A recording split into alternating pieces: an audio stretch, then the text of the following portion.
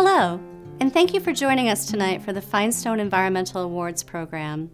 Things look a little different this year, but we are grateful for the opportunity to gather in this virtual setting and honor the accomplishments of tonight's recipients, Rick Fedrizzi and Paul Tremont.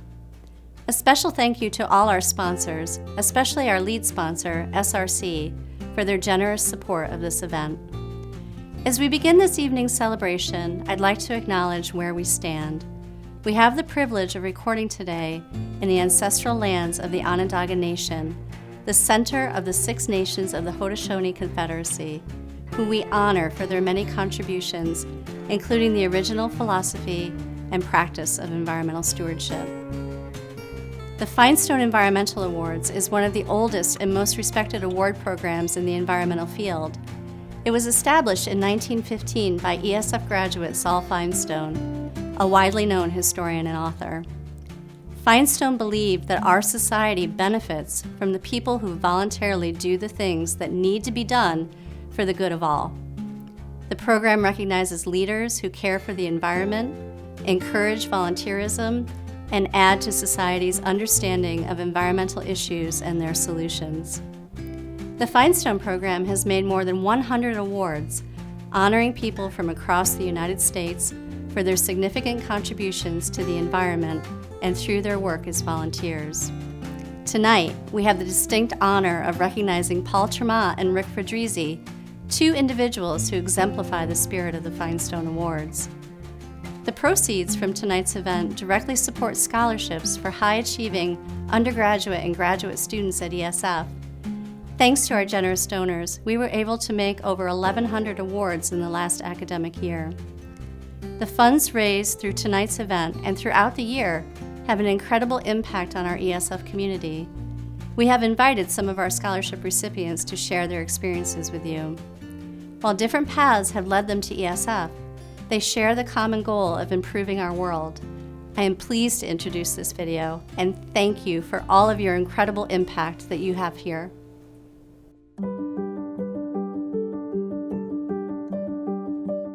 Hi. Hi. Hello. Hi, my name is Isabella Furisi. Alex Parisi. Avery Brown. Jane Clark. Mackenzie Hagenbuck. Michael Malone. Jared Vinci. Madison Shear. Isabella Louis-Cart. I'm currently studying environmental science with a focus on renewable energy and will be working towards a minor in environmental law and communication. My major is sustainability management, fully online bachelor's. So far, I've really enjoyed my experience at ESF. I particularly enjoy that my classes are not too big, so the professors can facilitate more productive discussion where I get to hear my classmates' thoughts on topics. My experience has been absolutely, unequivocally amazing. When I got to ESF, two things pleasantly surprised me. The first thing was how much everyone, socially and academically, is in love with nature. ESF is a one-of-a-kind institution in the sense that we only have 25 majors, they're all environmental, and everyone sort of thinks on the same wavelength here. It's very easy to make friends and find acquaintances very quickly, and especially bond with your professors. ESF for me is a community full of like-minded individuals like myself. We're all trying to go to school for the same thing. We're all trying to help the environment, and that's the kind of environment that I want to be in. I really do cherish how much of a community we have at ESF, that we are all looking to make the world a better place. Every time I walk around campus, I'm constantly reminded of the community that I feel here, the passion that I feel here, and really just the love that's in the air for the environment. The second thing was how incredible the labs are here. There's a big emphasis on undergraduate research, which is like really what I wanted to do, and most schools, you don't really have those opportunities as an undergraduate. I've had an amazing research experience. I work with Dr. Mark Teese in the chemistry department, and I've been working with him since sophomore year. And I think one of the big things that's been important for me as an undergraduate researcher is feeling like an actual part of the research team and not just like an annoying undergrad who was here to do grunt work. The first time I talked to him about working in his lab, he was like, I just want you to know, like, you're not gonna just be cleaning glassware, like you'll have an actual project. And I just think that attitude like carries into the rest of the school too really well. And I've just always felt like my professors cared about me as a person and not just a number. It's been a really good experience. So I want to be an environmental engineer. And there are a lot of different ways you can go with that career, right? Over winter break, because of career services, I was able to talk to so many different ESF alumni and their colleagues about the things that they do. And basically all that I've learned is there are a lot of things that I'm interested in, and there are a lot of things that could make me happy, and there are a lot of ways that could help the world. I immediately realized that it was the right place for me. I decided to concentrate in environmental policy planning and law. While I have been here, I have taken advantage of the allotment of courses, which can be taken at Syracuse University. So I've taken a number of courses relating to political science, relating to anthropology and other disciplines. The partnership with Syracuse is completely unmatched to all other universities across the United States, really. Being able to become a Syracuse student while simultaneously also being an ESF student is an amazing opportunity. I actually have 2 jobs over at Syracuse University. I'm involved in a number of their clubs and activities, and we're even given 16 free credits of classes to take, so really it was a no-brainer for me. It's been a very hands-on experience, even through COVID-19. My professors have been incredibly flexible with the students and trying to get us on campus, if it's even just a small field trip for the day. The reason I'm wearing a Forces shirt is because I am currently in an internship right now with the state park. I've worked with Chittenango State Park with like invasive management removals and things like that. But today I was working with Green Lake State Park, and we did like bird boxes and things like that, which is really cool for me because I'm in ornithology right now. One of the examples of a invertebrate that is critically endangered right now is the Chittenango snail. I've been in a volunteer project with Cody Gilbertson.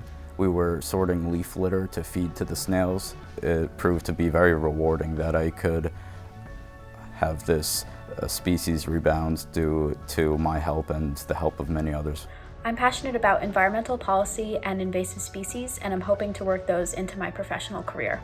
I am passionate about urban issues. I have spent a lot of time in Rust Belt cities that were the backbone of America for so long, and now they're left with this legacy that they're struggling under. I want to use my technical skills to help them with those kind of tough legacies and help them move into the 21st century. I'm passionate about making sure that future generations can enjoy the same quality of life that I have. The path on which humankind is currently going down within the next 50 to 100 years, it's going to be very difficult unless monumental changes are made, and I want to be part of that monumental change. The end goal is to become a wildlife biologist. I'm really passionate about species populations. I'm passionate about species extinction.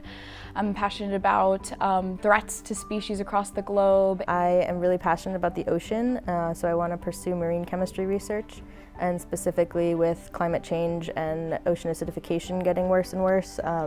I want to look at ways to mitigate that and like ways to protect coral reefs and other important ecosystems in the ocean that are suffering.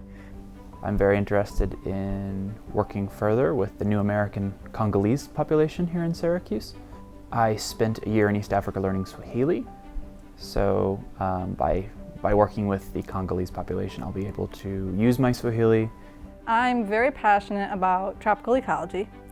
I would like to work with mammals and birds in the future, hopefully, fingers crossed if everything works out.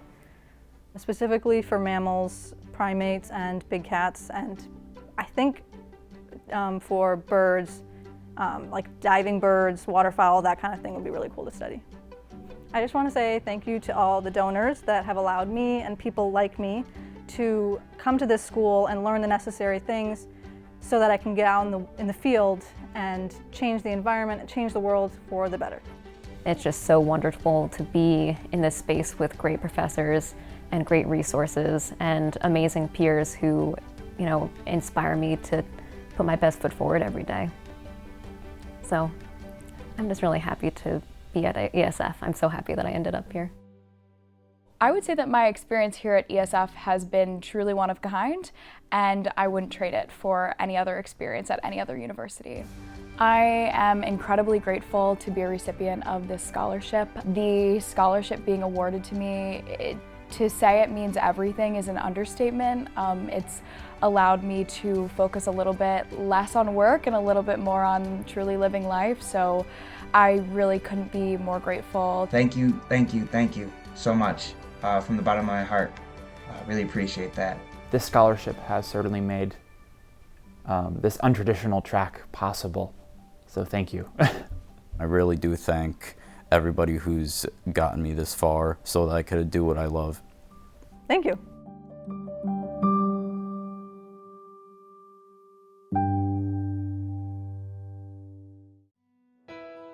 Good evening. I'm excited to be with you tonight to celebrate the Feinstone Environmental Awards program. Thank you to all of you who have purchased tickets and sponsored this event.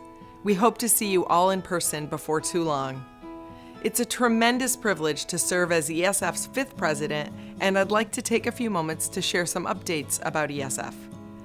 As a native of Syracuse, I've watched ESF grow, and ESF has endured the test of time, standing for more than a century as a leader in sustaining the environment.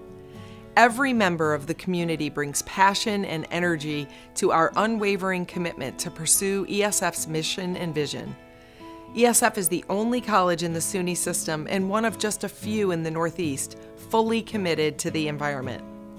ESF faculty and student researchers work around the globe and in our backyard. The Global Wildlife Conservation Center, led by Campfire Conservation Fund professor Dr. Jerry Ballant, is tackling the urgent conservation challenges facing wildlife and their habitats through collaborative research projects. The team is currently working with lions in Africa, black bears in Missouri, and wolves in Michigan. Closer to home, the American Chestnut Restoration Team, led by Dr. Bill Powell, has developed a blight-tolerant American chestnut tree and is working to restore this iconic and valuable cultural symbol to the forests of the eastern United States. The Restoration Science Center, being led by Drs. Don Leopold, John Farrell, and a team of ESF faculty, is supporting students and scientists working side by side with communities to restore threatened and endangered species, degraded ecosystems, and rebuild our cultural relationships with the land. The Center for Native People and the Environment, led by Dr. Robin Kimmerer, continues to create programs that draw on the wisdom of both indigenous and scientific knowledge. This has led to an exciting new partnership with the Nature Conservancy that will begin this summer. The work of ESF faculty and students has a transformative effect on society's ability to sustain the environment and care for our planet. Supporting them in this work is one of my primary goals as president. As we care for the planet, we must also care for each other. 2020 resulted in a new appreciation for our connectedness. As we come to terms with the impact of COVID-19, I expect that we will see students embrace education with a real sense of collaboration. I also think that we'll see more variety in the way students receive their educations. ESF is nimble and flexible and will meet these new expectations. Scholarship dollars, like those raised from tonight's event, make a significant impact on our ability to do so. I'm pleased to share that despite the challenges of the pandemic, ESF alumni and friends have been especially generous to the college this year. We are currently on track to raise nearly $4 million this fiscal year. These donations allow the ESF College Foundation to fund scholarships for more than 1,000 students each year and provide critical support to our academic programs. For many college students and their families, COVID-19 caused an unanticipated financial burden that affected their ability to complete their education. As a direct response to the COVID-19 pandemic, the Foundation established the Extraordinary Aid Fund with donations of over $500,000. Our success was advanced by a $100,000 matching gift presented by Sam and Carol Nappy. We must do everything we can to ensure that an ESF education continues to be available to bright minds and change agents. Despite the issues we face, including demographic shifts, increased competition, and financial challenges, the ESF experience is in demand. Our enrollment numbers are strong, and I'm optimistic about the outlook for the fall 2021 semester. ESF has much to offer, as is evidenced by our rankings. We're consistently ranked among the greenest schools by the Princeton Review and a leading cool school by the Sierra Club. And the college has again been recognized as an overall top performer in the 2020 Sustainable Campus Index. ESF's biology degree earned the top ranking on a list of the 50 best biology degrees published by Learn.org, and College Raptor ranks ESF 7th on its 2021 Hidden Gems list. Improve your world is our motto at ESF, and the Feinstone Awards provide us the opportunity to recognize members of our community who embody its meaning.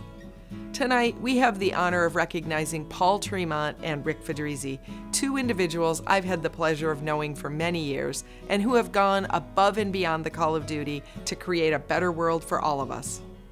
Paul Tremont recently retired as CEO from SRC after 35 years with the not-for-profit research and development company.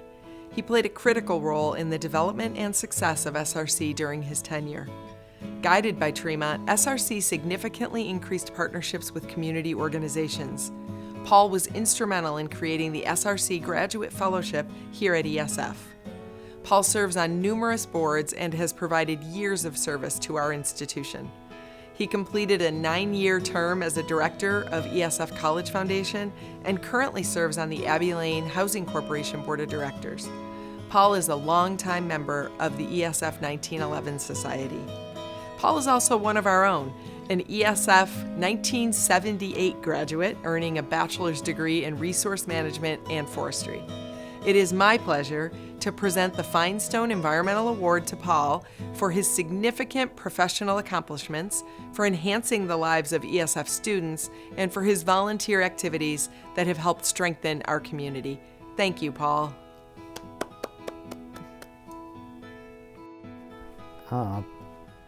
Beautiful. To start, I'd like to thank everyone who has helped out those people in need during these challenging times. I also want to thank everyone on the ESF Foundation for putting together this virtual event. I know it was very challenging and took a lot of work. Thank you, President Mahoney. Thank you, Brenda Greenfield, the ESF Board of Directors, the ESF Foundation, for nominating me for this prestigious Feinstone Award. I am humbled to receive this award alongside Rick Fedrizzi. Congratulations, Rick. Maybe I'll get to meet you in person someday. To me, there is no greater honor than to be recognized for the work that I have done in the community to help making the community a better place and the environment a better place for everyone to live and work. Throughout my childhood and professional career, I was encouraged and mentored to help those in the community and help those that are less fortunate than ourselves.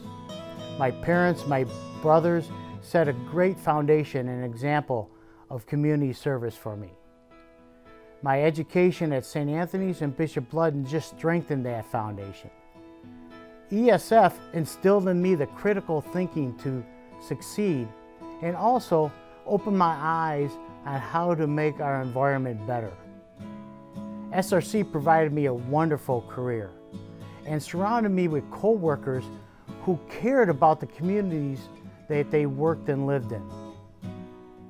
And the many foundations, the many not-for-profit foundations and organizations that I am a member of, I've been blessed.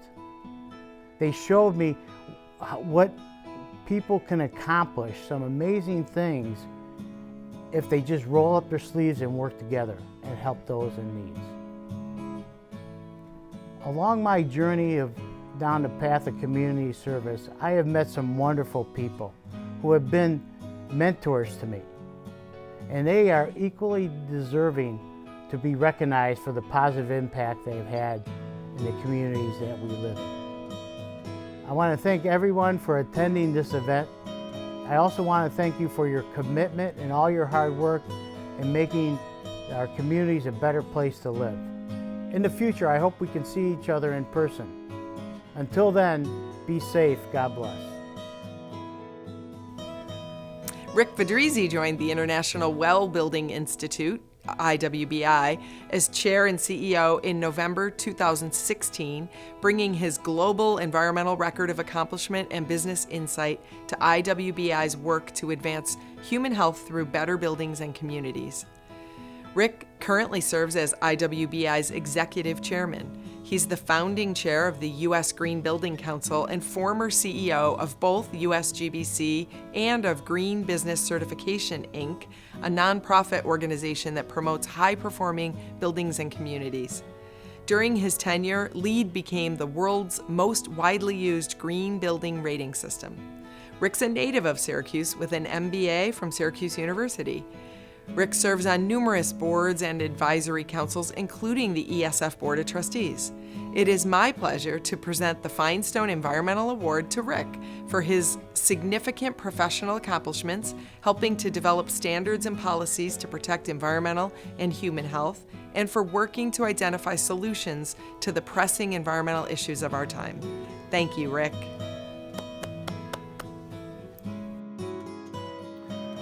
Thank you so much. I'm deeply honored to accept this award named for historian, author, and ESF graduate Saul Feinstone.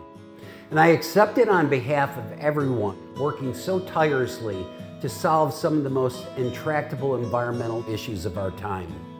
So many of those individuals are hard at work right here in the halls of ESF and other institutions of knowledge.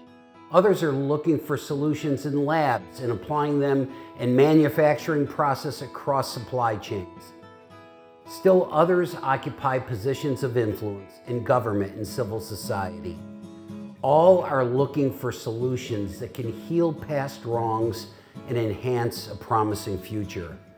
And one place they're looking closely is at our built environment, because we've finally begun to understand how much the places and spaces where we spend our lives impact our world. Habitat, shelter, places for assembly, sanctuary, and learning. Our buildings are first line of defense in battling climate change, but they also have proven to be a frontline solution in the immediate battle against COVID-19. The walls around you and the floor beneath your feet, the sidewalk and the bike paths more frequently link us together, all factors into how we're reimagining our lives, our economies, and our pathway to health and well-being. Together, we're creating greener, healthier buildings and communities. We're building energy-efficient, water-accessible, daylight-filled, toxin-free structures and placing them in walkable communities with access to fresh food and green space, with recycling and composting, education and health services. There's hundreds of thousands of people around the world who are undertaking this important work. The green buildings I championed for the past 3 decades at USGBC and the healthy buildings I've been advocating for over the past 5 years at IWBI are not just about market transformation. They're about human transformation. We can get there if we convince everyone to pack up their small tents of special interest and join us in a big tent of collaboration and common purpose. I think Saul Feinstone would have liked that sentiment a lot. I know he believed with all his heart that the needs of the many outweigh the needs of the few, and that we must undertake voluntarily what needs to be done for all the good of all. That's how we'll achieve the healthy, sustainable future that we want for ourselves, our children, and that we imagine for generations to come. Thank you again so much for this. And we'd like to conclude our program with the following video featuring our honorees, their colleagues, and friends. At the end, let us join in a round of virtual applause for our Feinstone Award winners. Thank you for joining us this evening, and I hope to see you in person for our 2022 award ceremony.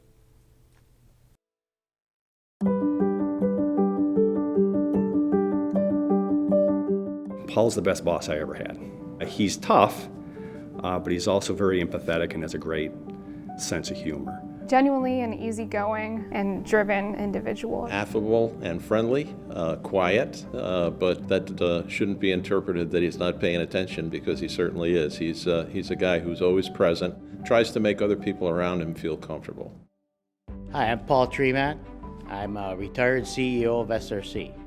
I think they'll describe me as my willingness to always get involved, my willingness to contribute, my willingness to roll up my sleeves and provide my 2 cents and also my elbow grease. What you see is what you get with Paul. He leads by example. He's the first person in this office every day when he was working here. SRC is a not-for-profit organization, primarily a defense contractor, but we also support the environment, EPA. We're roughly $400 million in revenue this year. 20, 30 years ago, we were kind of like 2 or 3 little companies under one roof. And Paul really was the architect behind knocking down those silos. Since Paul took the helm at SRC, I think the company has really grown and prospered. It's built its reputation in business throughout the country and the world. Where we were known as Syracuse Research Corporation, now we're SRC, international and worldwide. Success story's been there for Paul, and he's been the architect behind it. Paul is a graduate of ESF, and ESF has been very important to Paul in his career. But Paul, after graduating, didn't really take a traditional environmental course. ESF was a dream of mine in high school. I always liked hiking and being out in the outdoors. I wanted to make a difference environmentally. Forestry, to me, was a very natural path to accomplish that. So because of the forestry degree was a very analytical based, very science based, and very management based, I got hired by a small defense contractor as an applied mathematician. So I was applying everything I learned in forestry in a very unique way to the Department of Defense to help our national security. It helped me be what I am today. We got to become friends playing athletics together with teams that were sponsored by SRC in the day. A softball team and a basketball team at that point. We don't look like it now, but Paul was actually a pretty good athlete. He was a good softball player. He had a kind of clunky shot for basketball, but it went in, right? And like me, he's very competitive in a good way. What's our plan? What is it we're trying to accomplish, and do we have the right team to go after it? Not about I, it's about we. It's about the team. If I could be on a successful team, I will be successful. My father's passionate about people. He always goes back to we are all human at the end of the day, and how to create better relationships and give people opportunities and really dive deep into what makes people tick. Paul has been a great supporter of the community, both as a businessman and as an individual. His commitment to causes such as the education of young people, veterans causes, the needs of the community in general from a business perspective as well as society in general. Help those who are less fortunate than ourselves. Get involved. That was always instilled in me from my childhood days with my parents.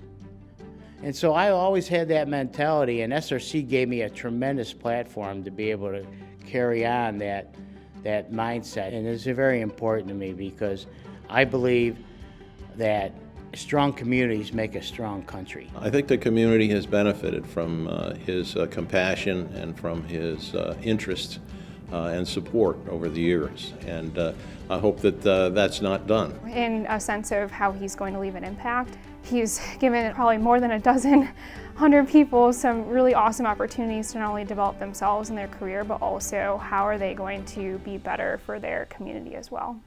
I was able to have a very fulfilling career, lead a wonderful company that accomplished amazing things, and was able to impact our community in many ways. That's my dream. I couldn't ask for any more. The Feinstone Award is a very high honor, and Paul is so deserving, not only because of his dedication to ESF, but because of his dedication to sustainability and the environmental quality of our life and our society. So Paul, congratulations on this prestigious award. You definitely deserve it. I'd like to add one more thing, but I'd like to be joined by a number of our executives. Joe Lauco, our COO, Phil Fazio, our CFO, and Jim Holland, our Executive Vice President. Congratulations, Paul.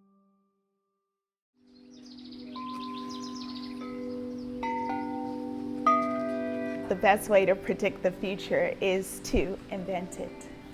And Rick was always thinking, what are we building 10, 20 years from now? The story on how I came to U.S. Green Building Council is interesting. It is related to my story of having this job at Carrier, being the environmental director of marketing.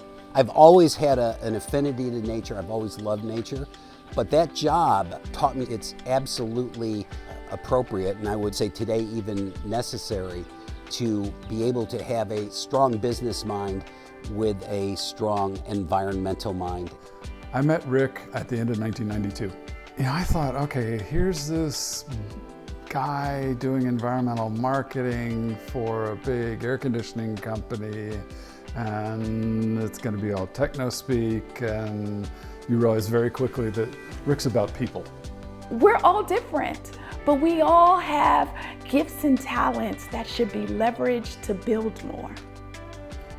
And that's what I learned from Rick. He always has believed in the power of partnership, that we can do more together than we can apart.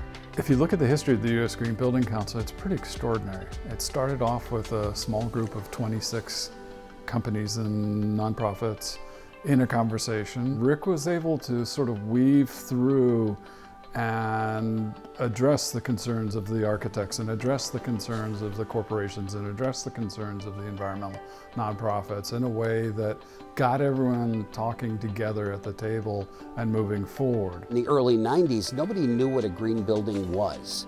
They thought if they did energy efficient lighting retrofits that was a green building, and it's not.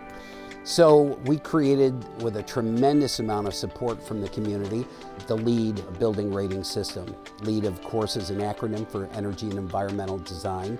It's one thing to say we're going to do all this, but it's another to make sure that you actually measure what you're doing and have that as a way of saying, yep, we made these claims and here's our proof.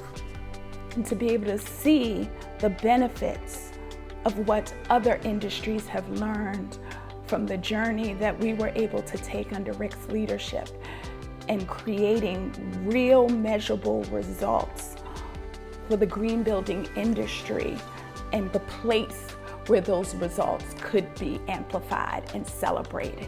We like to say that we're not in the business of giving away plaques. We're in the business of transforming the market. He taught me about thinking big, bigger than you thought that you could go. When you feel that you have the most epic idea, keep pushing, and then have the confidence to be able to implement on those ideas. We've been able to affect the way buildings are built all around the world. We have created green building councils in, 100 countries. LEED and WELL are becoming global rating tools.